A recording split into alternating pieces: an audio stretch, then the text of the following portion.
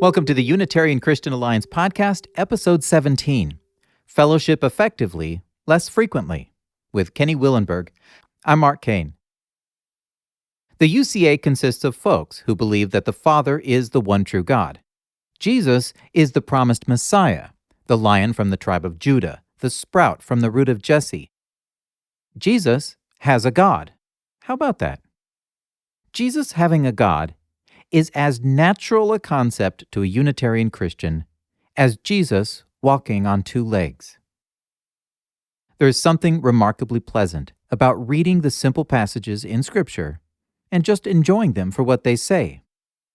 I spoke of caveat exemplars in episode 15, Why I'm Not a Trinitarian. That's my term, maybe not the best, but here's what I mean.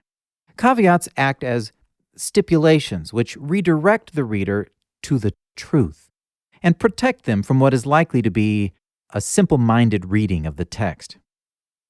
They are exemplars simply because they are so useful. They are the model for dealing with New Testament authors who meant to be clear, but lived 300 years too early to know how. Jesus having a God is either delightfully obvious or seriously in need of a good whack with a stipulation stick. The best theory to explain Scripture is the one with the least bruises. The UCA is committed to helping Unitarian Christians connect. It can be hard. Not everyone has personally experienced fellowship difficulties. I grew up non-Trinitarian, and the only real trauma I had early on was staying up late and arguing theology with my high school friends, and that was fun. But the UCA isn't serving people like me. Not exactly. It's more of the other way around. I serve through the UCA because I already have fellowship. I'm not isolated. Sure, the UCA provides me the joy of meeting more folks than I would have ever dreamed possible, but the real service is for those who are alone. Fellowship is a blessed thing. Being able to share openly without scorn. It's refreshing. Praying with others without having to structure your sentences to not trigger a theological debate. Oh, that's nice too. You may have gone to the website UnitarianChristianAlliance.org and signed up. You then checked the directory for others near you, and maybe you found that they aren't there. Well, not yet at least. And it hurts. You may already be going on your 20th year of not really fitting in, and yep, you've signed up and still no one. I understand. We're trying here. We're doing what we can. There are many Unitarian Christians like me who have fellowship already, and many aren't really thinking about what the UCA is actually up to. It isn't easy to convince someone like this to go ahead and put a pin on their region, to let others know they're there. Isn't it just one more thing to fuss with? One more account to manage? Ugh. Yeah, it is. But I simply ask that if that's you, please do consider it. It's an opportunity to put yourself out there for others, many of whom would love to be surrounded by people like you are.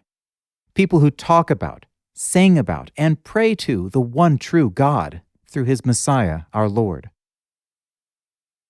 If you are still rather isolated, this episode offers a possibility. You may be too far from others for a recurring weekly get-together, but you have other options. And, like Kenny Willenburg, if that desire burns bright within, you could go for it. Bite the bull by the horns. Wait, is that right? Kenny Willenburg, I appreciate that you're joining me today. Thanks, Mark, for having me. Excited to be here. You know, the UCA's goal is to connect people, and the reason I'm talking to you today is because you are connecting people through an event that you're having. But I want to start with a bit about you so that we get the backstory. All right. So I grew up in a very strong Christian home. My parents raised me in the faith. I actually grew up in the biblical Unitarian faith. My parents were previously in the Way International back before I was born. Once the founder of that passed away and things kind of split, they kind of moved away from that and just ran their own individual home fellowships in our own house. So as long as I can remember, we had people coming over to our house trying to fellowship and talk about who the one true God was. And Yeah. You grew up in what state then? mostly Missouri. So I think Missouri since I was about 6. All right. So you didn't have like a church fellowship, a building. You just did home fellowship your whole life. Yep, pretty much as long back as I can remember. About how many people would you normally connect with in those situations? It varied. Sometimes it'd just be a handful, and sometimes we'd have a good-sized group, probably 15 to 20. Okay. Were there people your age there? Yeah, sometimes. Actually, a funny story was we'd go to other people's houses sometimes for fellowship too, and just to meet more people. Mm-hmm. A few times, I'd be like, Dad, when can we go back to the fellowship with him again? He'd be like, are you really interested in the teaching, or you just want to go visit with people? Even that early on, I was like, well, yeah, I just want to go visit with people my age because, I craved that fellowship with kind of like-minded people. Yeah, yeah. Well, you started early then, as we'll see. You've kept that up. Did your group at that time then have any actual affiliation, or was it just...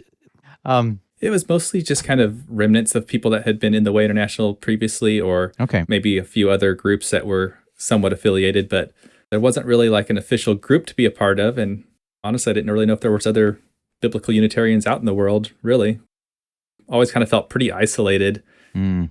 So always had that little bit of a desire to connect with more people and feel like part of something bigger than just our little group, Yeah. Over the years, along with doing the home fellowships and all, my family would try to attend other traditional churches in the area. Yeah. Try to fit in best we could, but eventually doctrine would come up and it'd be a weird, awkward thing where you didn't really feel like we had true fellowship with someone. It was just kind of like this surface level trying to fit in. Mm. Once I got out and started working and all, I got involved with STF at that point and started going to some of their events. Okay. Well, let's pause on that and let people know what STF stands for. Yeah. So STF is Spirit and Truth Fellowship, based out of Indiana. I found their website and saw that they had a event for actually 20s and 30-year-old people, so didn't know anything about that group.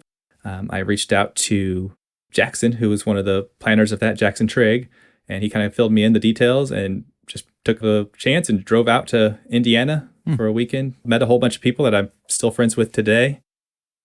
It was actually that event where I met my wife, Laura. So found another person that I liked and had the same beliefs, so that was a big deal. Yeah.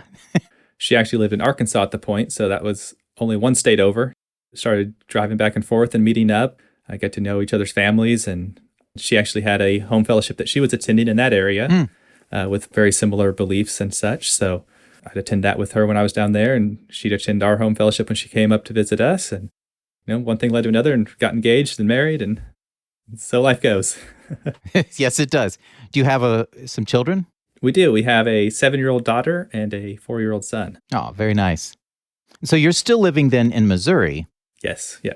She moved up here once we got married. Okay. Spirit and Truth Fellowship then was one of the splinter groups that came about after the Way International broke apart. Is that right? Correct. Yes. I believe the people that founded that were all priorly members of the Way International. Okay. So the 20s and 30s conference then that you went to there was quite a few years ago. I believe that was in 2009. Okay. So they were doing it back then. And at that time, it was part of that group. It was a narrower scope. Correct. So at this point, your fellowship is still constrained to the people in your area and then some connections you've made remotely through the 20s and 30s conference. What happened next?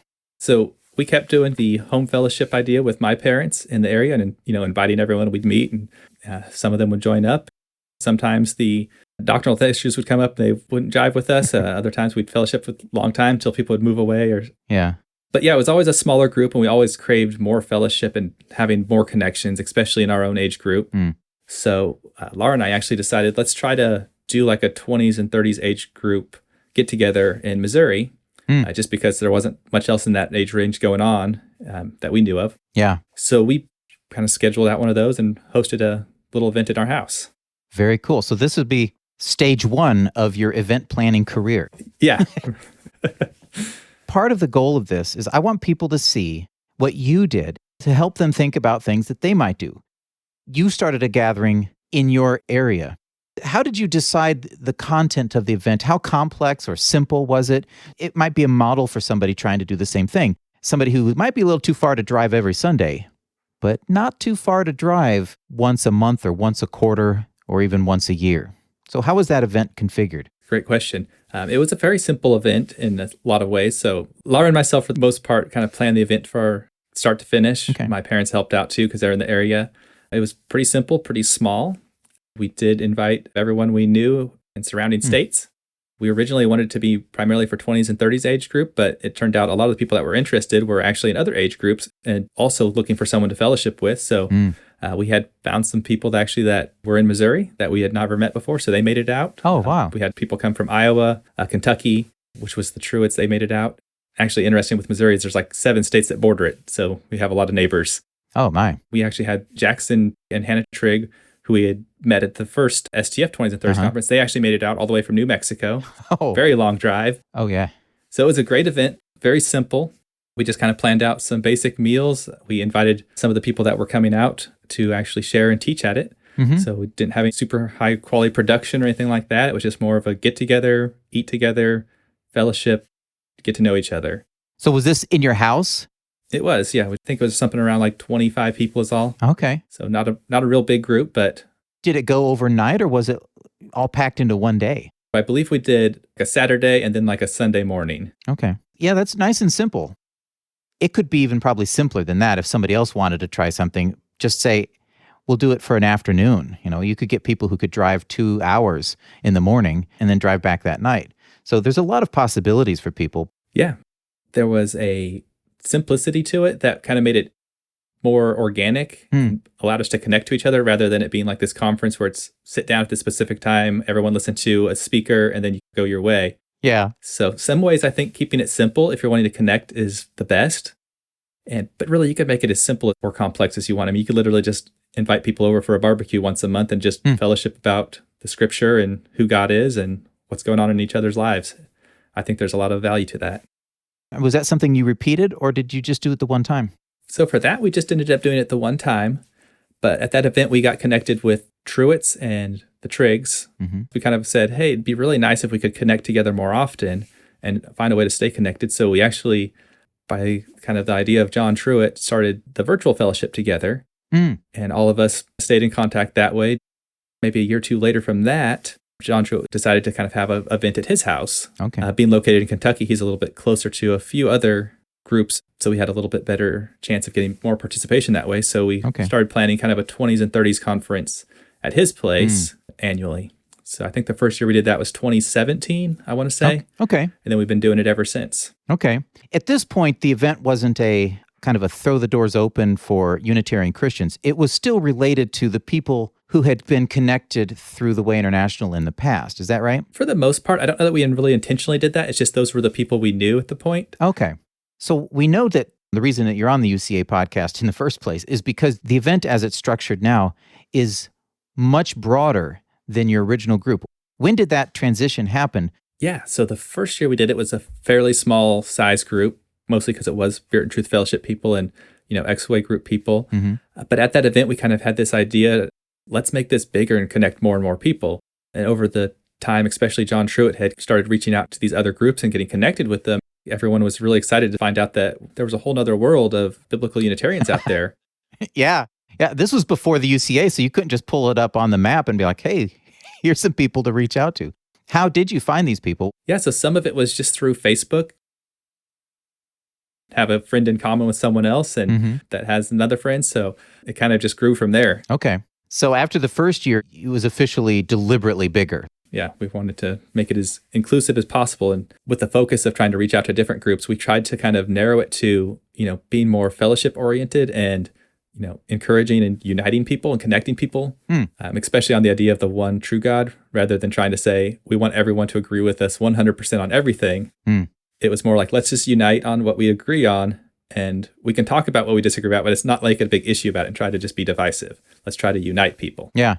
That mindset predates the formation of the UCA. You were already doing it. Well, it's similar, in fact, to that other event that we had a few years back called Converge, which was like your 20s and 30s conference completely blown open, inviting people from everywhere of all ages. We'll talk about Converge in a later podcast because some people didn't go. I think we could have a really great podcast describing what that was like because that was a super broad event. Yeah, from my understanding and talking with these people that came from these different groups, a lot of people had that same mindset. They felt kind of isolated, alone, and didn't realize that there's whole other organizations out there that share very similar beliefs and really similar, commitments to honoring the one true God and his son, Jesus Christ. That's a really powerful thing, to be isolated and not have that connection. And then when you meet someone else and it's just like an amazing connection, that's like instantly formed this bond. Yeah. Now, your role with this group, what is your position in the arranging of this 20s and 30s conference? So as far as this one, I'm kind of helping to just organize and lead everything. So we have a whole group of people that are on a planning committee. I guess I'm kind of keeping everyone on task and that type of thing.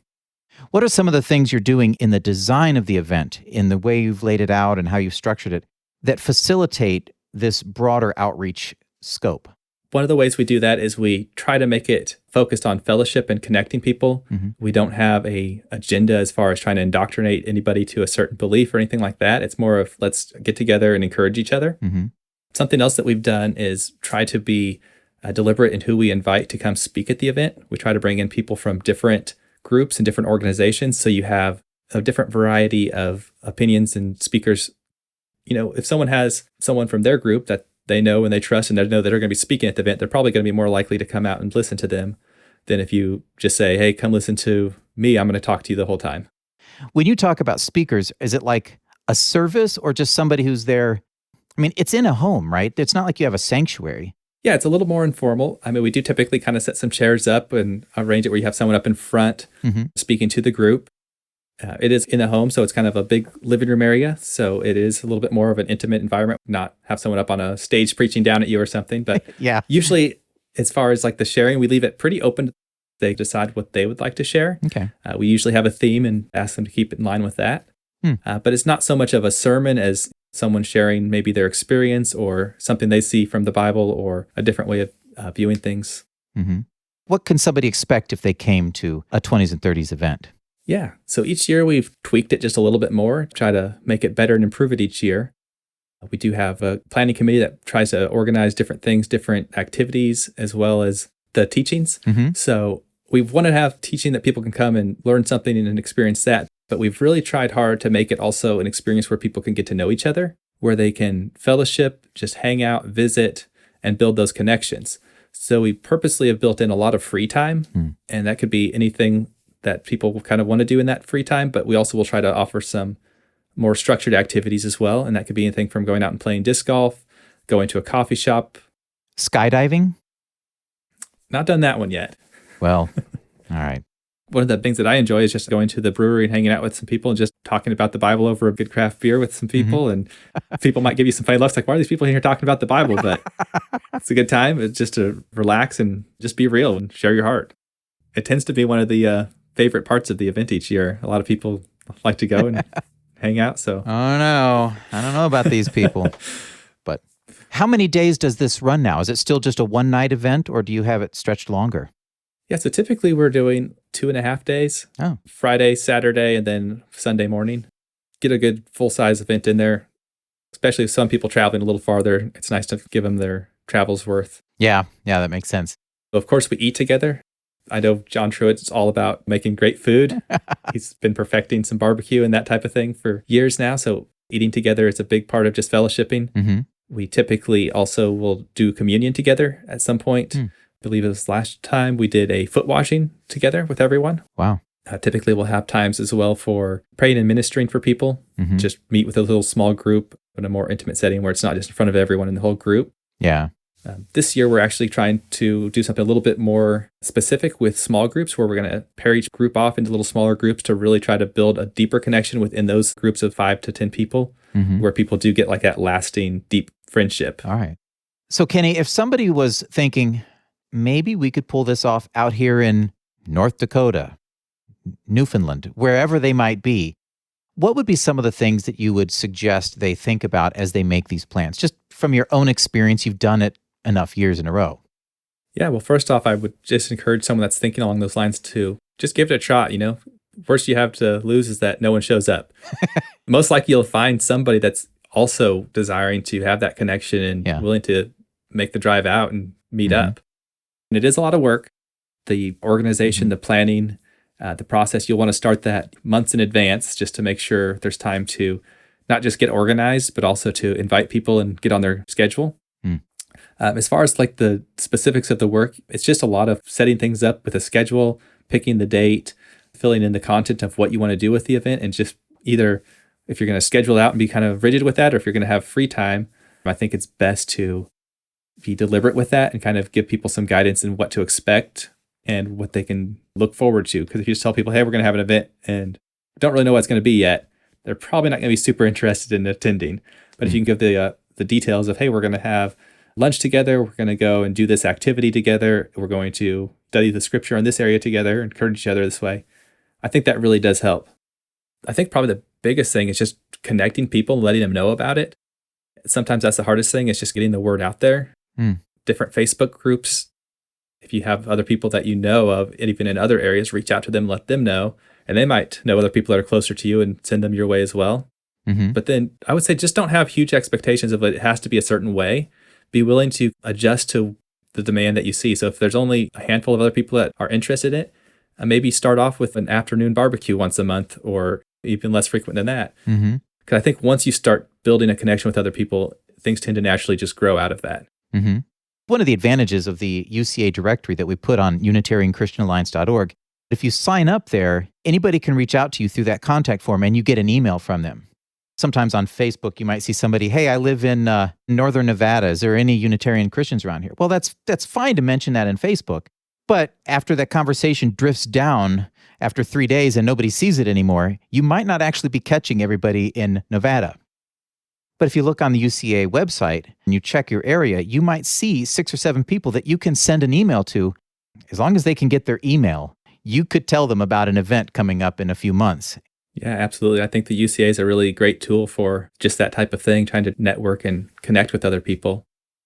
Something else I would suggest, if you're in that type of place where you're looking to connect with more people, maybe start going to visit other people events and try to connect and meet people that way, because once you make a connection with someone and they get to know you and your friends, they're going to be a lot more likely to come out to your event and help you plan it or organize it as well. Yeah, that's good. Well, the reason that we are talking about your event now is because it squarely fits under the UCA concept, connecting people across all of these lines. When I first found out about this event, I think it was John Truitt, he asked me, he's like, hey, can you announce this on the podcast? I'm like, well, I want the podcast to have a very long life. They call it evergreen in the industry. It just means that somebody could listen to it in 15 years and find it just as valuable as the day that it came out. So I'm not so sure that the podcast is the best way to do it, because some people pick up the episodes months after they are released because they're just busy. It's not an ideal way for timely announcements. So by having you on, Kenny, and talking about how you made the event, I think it's of way more value than just, hey, there's an event in Paducah, Kentucky, first weekend of June. Y'all want to go?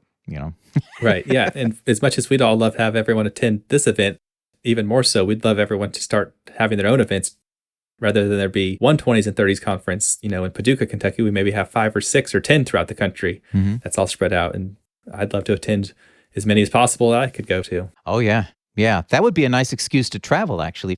If somebody's having one of these events in Northern Illinois, somebody's having one in Minnesota, and somebody else sees it on the list and they're like, hey, I was traveling up there for business. Hey, honey, what do you say we reach out to them and maybe just stay that whole weekend and participate in an event and meet a new group of people? Yeah, I think that's a fantastic idea. Laura and I did something similar to that when we had the Converge event. Laura and I made our family vacation around that, where we drove up there because it was a long drive. Yeah. Then we took in the other sites and visited some other places and made a whole trip out of it. And it was awesome. Yeah. It's exciting to think that these things could be happening simply because we are connecting people. That's really all it is. You get 2 or 3 people connected. One of them has an idea. One of them hears this podcast and like, let's do it. Yeah. So there's a possibility, Kenny, that talking about it here on the podcast might give you more interest than you can fit into John Truitt's house. Do you have an upper, like a cap where, well, we'll probably stop at 400 people and, then we'll draw the line there. I mean, suppose it blows up and you have that many people interested in coming. Well, it'd be an awesome problem to have. But I think for having it at a house, the upper limit is about 50 people. Mm. More than that, we're going to have to look at finding another venue, which wouldn't be the worst problem by any means. Yeah. We'd love to have an event so big that we have to change our whole plans. But yeah. How soon in advance is it good to know these are the expected attendees? So I think you should set your goal, but then have a contingency plan, because you really won't know until very close. Some people tend to cancel last minute. Even if you say you have to register a month in advance, you'll get people calling you like, a week before, like, hey, I just saw this, my schedule opened up. Can I still come out and make it? We, of course, try to be as accommodating as we can anyway. We never want to turn anyone away. But so I would say, realize that you will probably need to be flexible. And if you're trying to get the best attendance, try to accommodate people as best you can. Mm-hmm. Now, some people might think, well, isn't the only way you can plan an event to have like an online website where people go in and sign up? And I know you can do that. That's a legitimate tool, and there are websites that offer that service and you can pay for it. But I'm guessing it could be done very simply. Is that how you've done it in the past? Yeah. So, this year we do have like an online registration link that people can go to and complete. And we've done that in former years as well. I can get you the link for the registration so you can put it in the show notes. Okay. I will do that. But earlier on, when it was simpler, it was just something as simple as do a phone call, text, email, and just say, hey, I'm planning on being there. And what do I need to do? What do I need to look forward to? And like I said, it can be as simple or as complex as you want to make it. Yeah. That's cool, though. You have a website. Is it as simple like a Google form, or did you actually subscribe to a event planning service?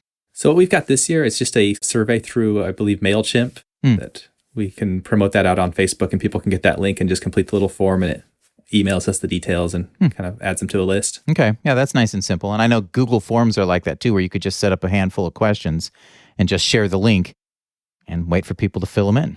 Yeah, I've done that before as well. Yeah. If somebody was interested, how would they go about getting the information to you? Yeah, so what we've done is have a Facebook group, 20s and 30s Christian Conference. We've used that same one year after year. So once people connect to it every year, they're kind of notified of it. Okay. So that's the easiest way. If somebody wasn't on Facebook, what would they do then? Well, reach out to me would be the easiest way. Okay. I'm on the UCA website, which is a great resource for people to be able to connect with other people. You didn't name yourself Kittens41 on your outward-facing name, did you? No, I left my real name. It should be under Kenny Willenburg, I believe. All right, well, that's good. So Kenny Willenburg, and they'd find it. They could reach out right through that as well. Okay, great. So Kenny, you mentioned Converge, but I know there are a few people who probably missed that entirely. You want to just say a few words about that? I do plan to have a show later, but I want people to at least not feel completely lost here. Yeah, so Converge was a fairly large event that was held in Ohio, and there was a lot of different groups that were involved in that and invited with that and participate. So it's almost like an even bigger version of what we're talking about here with the 20s and 30s conference, just taken up to a whole nother level. So that was something that I really enjoyed going to, and would like to see more of those at some point in the future. Yeah. I think there was over 300 people, I believe.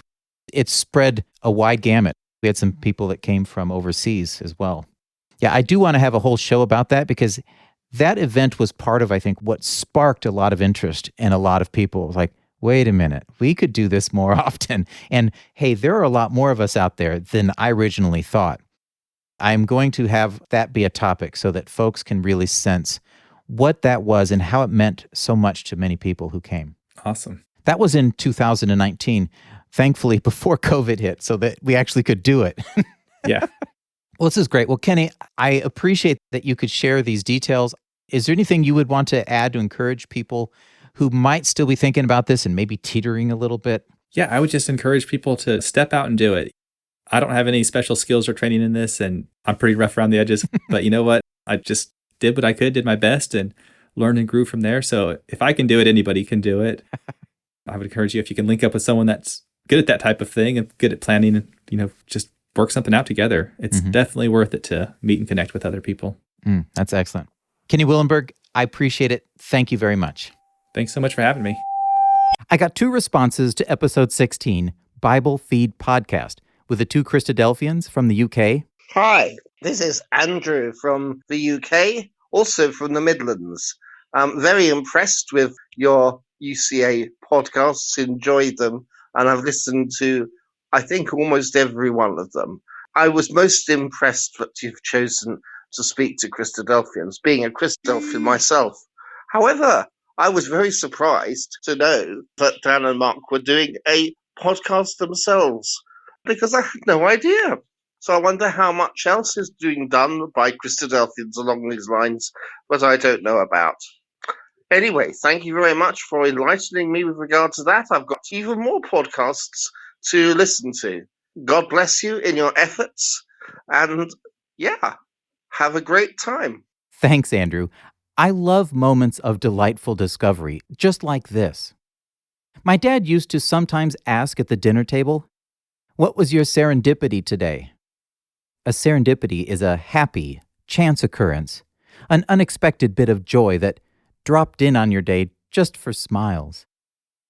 I'm not sure, but he may have been tuning my brain in my formative years.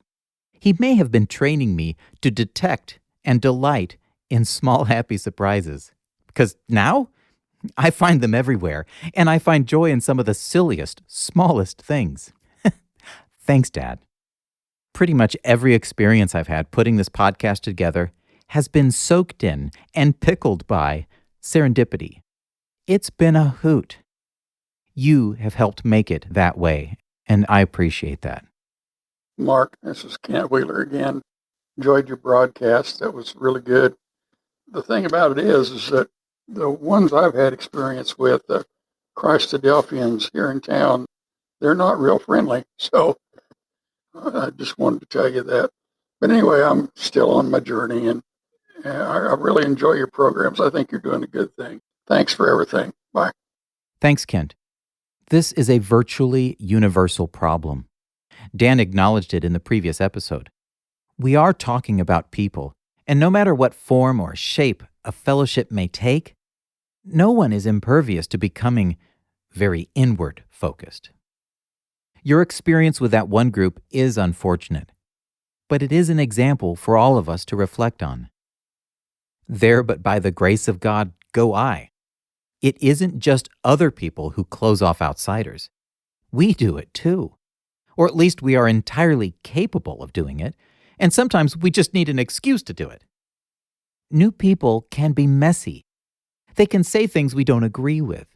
They can have problems in their life that we don't want to deal with. They may be hungry, and we have appointments and important things to do. It is so easy to shut off others.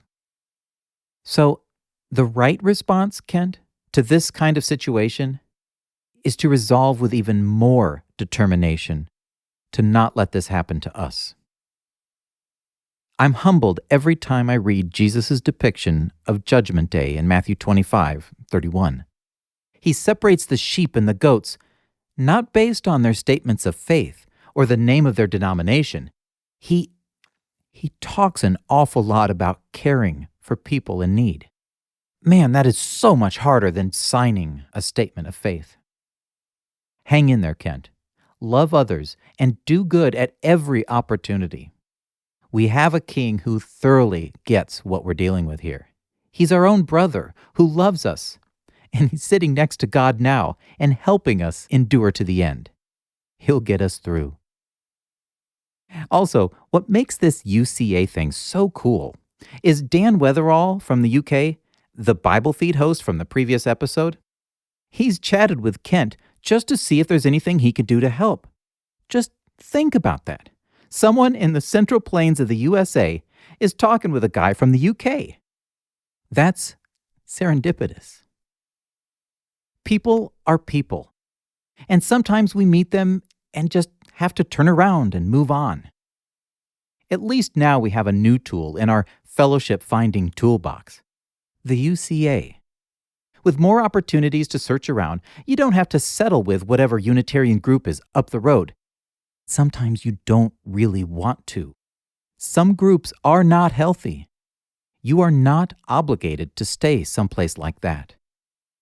The UCA can help you reach out further and find others. Maybe you end up with a small group of 2 or 3 people.